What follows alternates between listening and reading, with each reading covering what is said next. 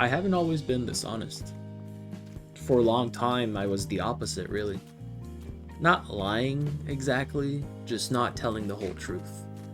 And there's a difference, but I got very good at navigating it. When you've been struggling with mental health for long enough, you kind of start to learn the jargon. You learn what words trigger what responses. You learn that saying, "I've been having thoughts of suicide," gets a very different reaction than saying, "I've been having some dark thoughts sometimes." You learn that admitting you've lost 20 pounds in a few weeks because you've barely been eating gets people looking at you differently than saying you've just been a little off with food lately. I knew exactly what to say to get people to help without triggering the protocols, without the looks, without someone deciding that what I described meant I needed to be hospitalized right now. I knew how to reassure people just enough that they'd keep helping me without panicking. You know, no plan, no specific time or day, no method, just vague darkness. Manageable darkness. The kind people kind of start to know how to sit with, and it worked. For a while, a decently long time. And I mean, here's the thing about half telling the truth. You only really get half the help. You get the help for what you said. You go in with the edited version, and you come out with solutions for the edited version. And then you go home, and the real version is still there. Exactly as heavy as before. Except now you've spent an hour, 2 hours, days pretending it wasn't. And I did that for years.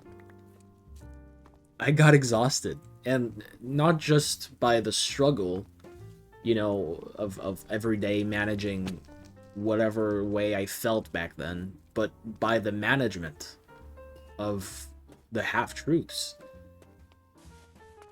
By keeping track of what I'd said to who, what version of myself I'd presented, how much I'd revealed, how much I'd kept back.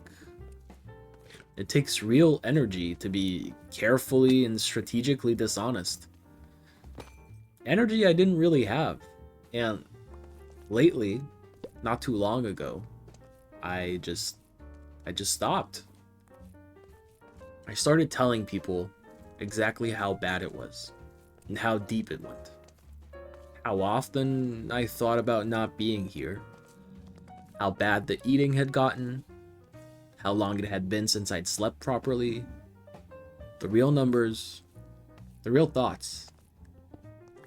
The actual real version of what was happening inside of me. Not just what I wanted to show. And it took me a while, but I tried bracing for the reaction, but they didn't lock me up. They didn't look at me like I was broken beyond repair. They didn't reach for the straitjacket. They just listened. And they helped. Actually helped. With the real problem instead of the edited one. And I'm gonna say actually helped because I'm hoping that in the future it starts helping a lot more than it has already. Because I'm not fully done with it, but it's surprised me more than I expected it to. And then I also had to do the harder thing, which is I had to start being honest with myself.